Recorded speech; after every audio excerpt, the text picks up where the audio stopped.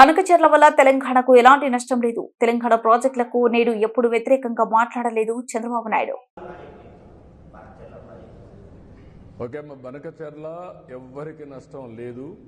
కొంతమంది మాట్లాడుతున్నారు, ఇది కరెక్ట్ కాదు. తెలంగాణలో కొన్ని ప్రాజెక్టులు నేను సమైక్య ఆంధ్రప్రదేశ్లోనే దేవాదులు నేనే పునాదులు వేశాను. ఆ రోజు లిఫ్ట్ ఇరిగేషన్ పెట్టాను. శ్రీశైలం ఎస్ఎల్బిసి, ఇప్పుడు మాధవరెడ్డి కెనాల్. అది చూసిన తర్వాత ఆ రోజు నేను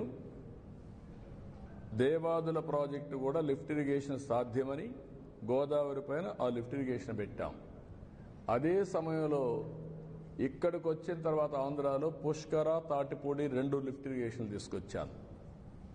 తర్వాత కొన్ని వీళ్ళు దేవాదుల ఇవన్నీ కూడా వచ్చాయి.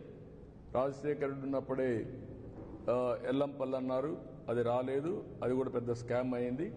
తర్వాత ఈరోజు వీళ్ళు దేవాదులు తీసుకొచ్చారు. గోదావరిలో నీళ్లున్నాయి, పైన ఉండేవాళ్ళు వాడుకుంటారు, కిందలో వాడుకోవచ్చు.